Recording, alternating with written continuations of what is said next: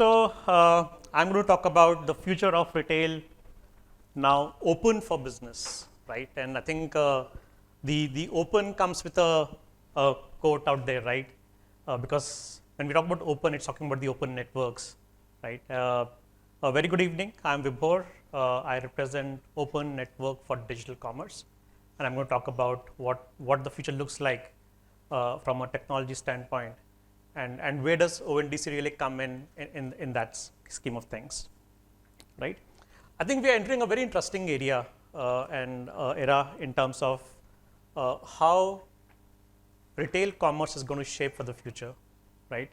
There are four broad things that we think are going to change this entire landscape. The first being obviously the emergence of zero consumer, right? Sounds interesting, and I'll talk more about that. The second is obviously the future of tech, right? The third is the future of talent, and the fourth being the future of competition, right? So let's look at it. Let's look at each one of them in terms of what does it really mean. I think the first one is the most interesting one. We talk about the zero consumer, which means the consumer wants zero boundaries now, right? I think all of us know it's all moving to phygital sort of a landscape, right? We're saying zero boundaries, right? Zero moderation, right? You have consumers who are scrimping, and there are consumers who are sort of splurging, right? And especially if you look at the Gen Z and the millennials, they obviously fall in the later category, right? There's a splurging, right? That's a new trend that's emerging from a zero moderation standpoint. Zero loyalty. I think that's a very interesting concept. There's a recent survey done which said 80% of Indian consumers have tested out a new brand or bought a product of a new brand in the last 3 months, right? So which means consumers today are ready to test out new things, and loyalties, frankly, beyond a point do not play a role, right? Net zero, purpose and sustainability, but after value. So yes, we did see a lot of speakers who were in the previous sessions talking about sustainability and a purpose. But I think what we realized in a lot of surveys that we have done, that 50% of the people value more than the purpose and sustainability options that offer. So the value still remains the prime reason for them to sort of make a purchase, right? Obviously, the future of tech, I think all of us know about. A lot has been spoken since morning. I think my colleague Sirish was here in the morning as well. He spoke about a lot in terms of what's happening in the tech space. But yeah, I think that's critical. And hyperlocal personalized omni-channels is the buzzword, right? And it goes back to the entire phygital part of it, which is there. And I also talk about how we at ONDC are intending to make these personalized omni-channels really work at scale, right? The future of talent, I think there was few speakers just in the previous session who spoke about the future of talent in terms of how they're looking at talent versus automation and some of those thought processes. And the future of competition. I think a speaker just before me spoke about quick commerce and how we should be on the lookout in terms of the transformation that's going to come in because of quick commerce. And think of your own spaces, right? We're seeing that in grocery. How will that shape up in other categories, right? Is quick commerce just confined to grocery, or will it sort of shake up other categories as well? It's important to understand. If I look at India in specific, I think there are a lot of growth drivers which make us very, very positive in terms of how retail commerce is going to shape up for the future. There are enough signs of the trend that's emerging, and I'll talk about some of those trends. These are basically the lead signs in terms of where the India is moving from a retail commerce perspective, right? If I look at adoption, we have 840 million internet users today. Unfortunately, we just have around 170, 180 million transacting consumers on digital commerce today. And by the way, with now almost same population as China, China has 800 million transacting customers on digital commerce, 4 times more than what India has today. There's a huge gap out there. I'll talk about why do we feel at ONDC in terms of what the gaps are and how you as entrepreneurs can work towards bridging those gaps, right?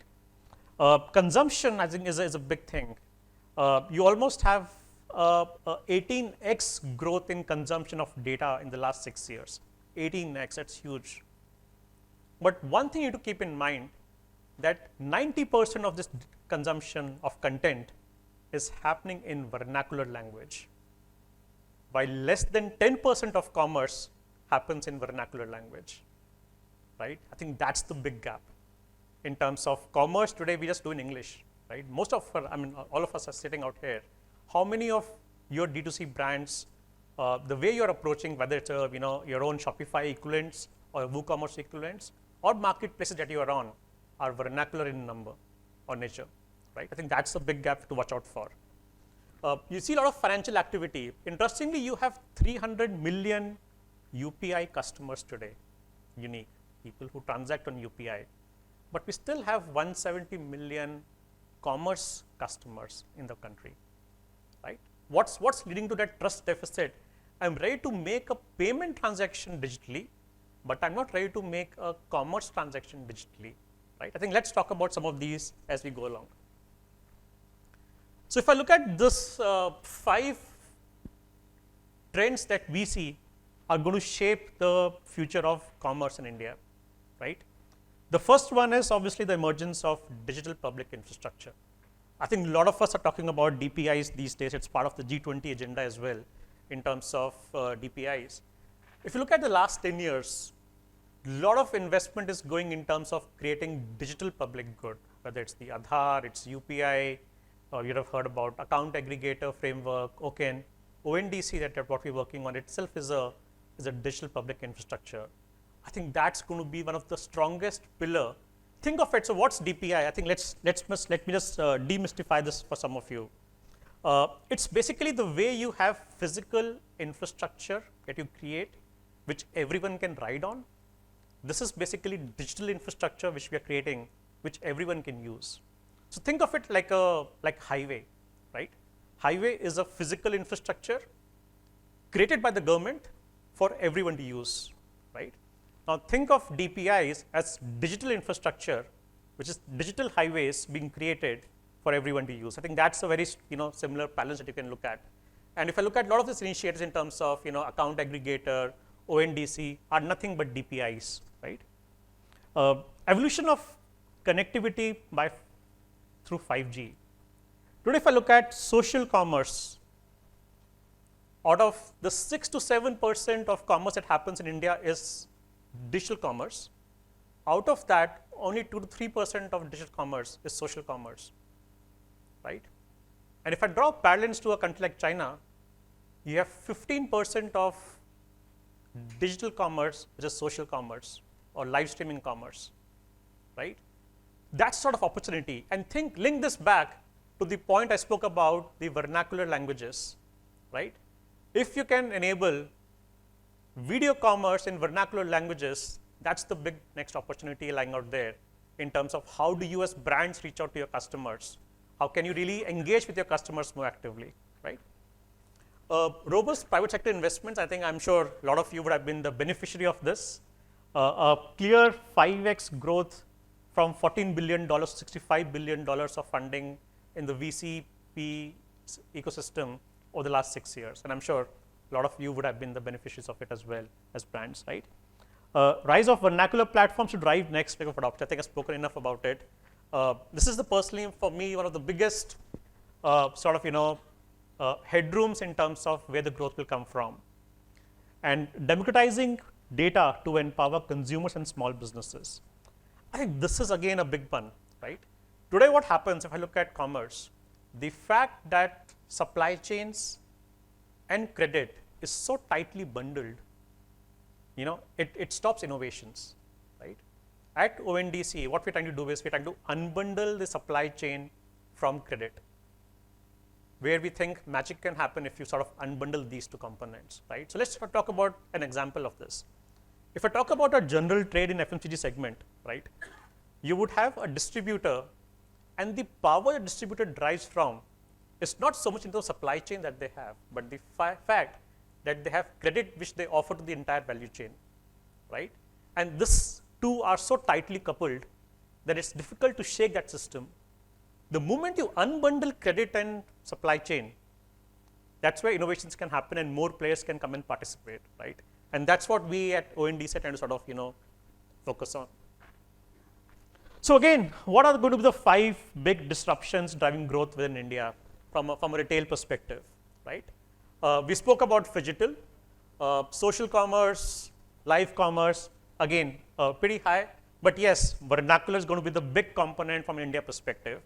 I was recently speaking around 2 weeks back to a McKinsey partner from China, and I was sort of sharing some insights, we have 20 languages, 20,000 dialects, and, so many things. And he was all confused. I said, how did you manage this in China? He said, Vibhor, we only have one language, which is Mandarin, right? And therefore, everything in China is done, all digital commerce is in Mandarin, right? But yes, if you have 20 languages, 2 to 20,000 dialects, it's a big problem to solve from a commerce perspective. And I'm sure some of you must be focusing on those areas. Huge shift in unorganized, unbranded to branded, right? I think that's again going to be a big change. Bharat will drive demand, small towns, rural India to consume more. And I think that's where a lot of us are working at ONDC to say, how do we bring these small merchants, right? The artisans, the weavers of the country, and make every market for them a national market, right? How can we increase their footprint? How can we sort of, make them available across the country? I think that's what we're focusing, and I'll talk about that in some time. Massive advances in tech and data, I'm sure a lot of you are experts in that. And obviously competition across different formats. I think e-commerce, kiryanas, modern trade. And I think how will they sort of compete with each other? Have some solutions, and I'll talk about those. So I think quickly jumping onto how do we at ONDC intend to sort of address some of these challenges, right? And again, I think I'll spend some time on this sort of to make people understand. While yes, a lot is being talked about ONDC these days, and some of you would be aware of what's happening. Basically, what we're trying to do is trying to unbundle the entire value chain from a buyer experience and from a supplier experience perspective into 2 separate components called the buyer application and the seller application, right? Today, when you go to a platform, right, all of us use platforms for a lot of our daily needs, right? Whether it's shared mobility, commerce, food delivery, we go to platforms, right? You have these 2 components in a platform, right? So I, as a consumer, come in on the consumer side of the platform. A restaurant or a driver partner would come in from the supply side of the platform, and we do business on the platform, right? That's what all of us do. What we are doing is we are saying unbundle these 2 sides, right? There would be a independent consumer side. Let there be a independent seller side, and make this interoperable, which means I, coming from a consumer app, could buy from anyone who is sort of coming through the seller side, and vice versa. So make it interoperable and make it universal. So how does it really help? And think of this as a network, right? You have multiple buyer apps, you have multiple seller applications, right? So the point is, if I am a small merchant coming onto this network, any consumer coming from any consumer app can buy a product from me, right? So I'm increasing the discoverability and the universality of my offerings to a larger universe of people. And think of it like a D2C brand, right? I'm a D2C brand selling a product. Now, one option is obviously I go through my Shopify storefront and I sort of start spending on marketing out there. Second is I hook onto the network, right? Now think of it, if I'm a D2C brand, I'm hooking onto this network through a buyer side interface. A user of, say, I'm just giving examples out here, okay? A user of Paytm or a PhonePe or a Google Pay coming from any of these apps can start buying from me through the interface of a Paytm or a Google Pay or a PhonePe, right? That's the power of this network, which means my discoverability as a D2C brand has gone multifold to the consumers of each of those consumer apps on the network. I think that's the inherent power of this network, right? And that's what we're trying to build is basically a interoperable, decentralized, unbundled environment, right? It's a high trust, low cost DPI. And again, an open and transparent and participatory governance is what we're focusing on. It's live and kicking. We have almost 7 consumer apps who are live on the network right now. We have Paytm, PhonePe, IDFC, Spice Money, Meesho, My Store. I see the founders of My Store there. Rajiv is there, out there, sitting out there. So yeah, so we have them live on the network. We have 6 hyperlocal logistics companies and logistics companies on the network. We have brands on the network. We have ITC, Unilever. Something went wrong. Oh, it's back. Okay. Yeah. So we have Wow and a couple of others. We have Snapdeal, which just went live last week on the network. So we have a lot of supply coming on the network.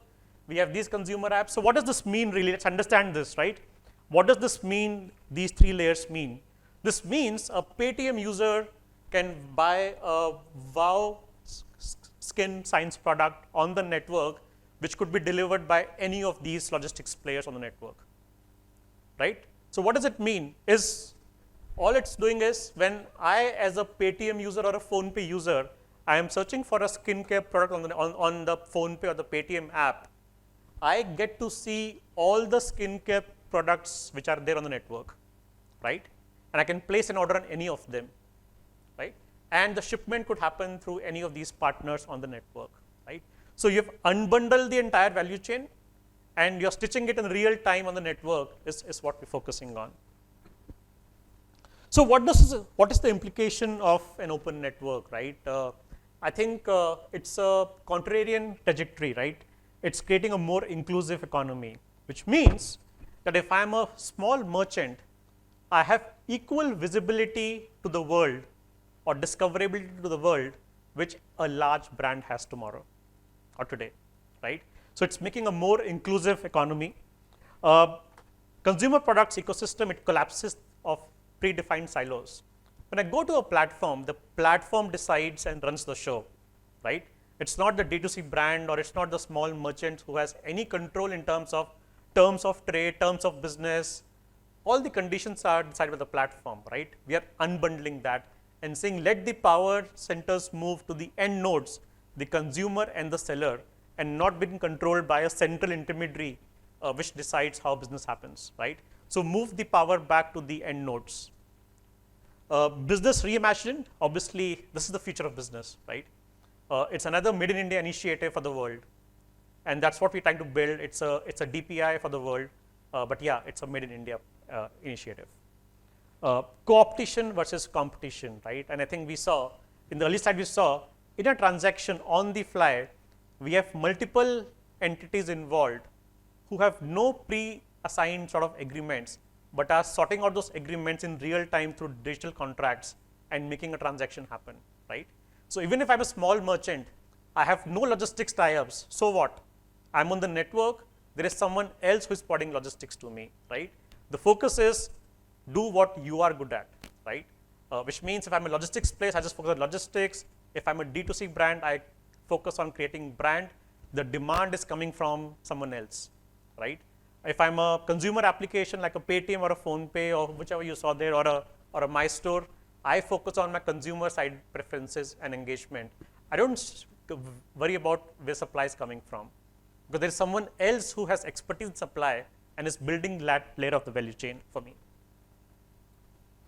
It says time up, but yeah, just a few more minutes. I think this is what I'm talking about, democratizing of data enabled by ONDC. When you unbundle the entire value chain from supply chain and the financing part of it, right? I can take my time? Oh, cool, super. So I think this is what we're talking about when we move the entire supply chain away from the financing part of it, right? That's where the magic starts happening. Now think of it, what is this magic all about? I'm a small merchant, right? Today what happens is I am transacting on different applications, right? I have 2 transactions in a day happening on one application or one marketplace, 3 transactions happening on a different marketplace. Now if I go to if I'm in need of say credit, how do I really get that credit, right? What we're creating out here is some sort of digital information ledger for each merchant, which can then be used on the network to offer financial services or take financial services, right? Which basically means Now I have a digital trail of all the transactions that are happening digitally for me, for some financial institution on the network to offer me a financial product, right? That's the power, because I have completely unbundled the value chains, and therefore I am not dependent on the supply chain to give me financing, but my transaction pool can now sort of warrant a financing from a player on the network, right? So that's the future that we're looking at, and I think that's already happening or starting to happen right now. So just last 2 slides from my side. I think from a growth perspective, the way we're seeing this, ONDC would be a big contributor in some of these areas. So today, obviously it's 2023, we're there. If I look at the 7-year horizon, right, we see 8 to 10x penetration in the digital B2B business, right? I think that's how it's going to rampantly grow. We see almost a 3x growth in the gig workforce scheme of things. We see a 3 to 4x in the digital transacting consumer. That's the big potential out here, right? That's what each one of you as brands are going to vie for. From 170, 180 million transacting consumers, we estimate this will go up to 450 to 500 transacting customers in India, right? And again, that's the opportunity for each one of you to be sort of eyeing for or gaming for from a long-term perspective. So obviously, over time, as ONDC scales, it's going to definitely unleash a combinatorial explosion that will transform the retail landscape. And believe me or not, you cannot miss this bus, right? You cannot miss this bus.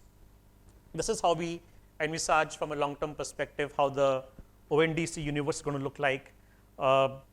You'll have gig economy, you'll have commerce, hyperlocal, B2B, financial services, logistics. I'm sure you must be following press. Yesterday, we onboarded a shared mobility initiative onto ONDC, the Namayatri in Bangalore, right? It's a zero commission initiative where today we are doing 15,000 rides a day, auto rickshaw rides on the network. And there is zero commission being paid by the auto rickshaw drivers, right? And that's happening with the power of these networks, right? What we see is the cost structures of the entire value chain in terms of how you do business is going to change with this sort of network effect, right? So it's time of moving from platforms to networks is the buzzword. So yeah, that's it from my side.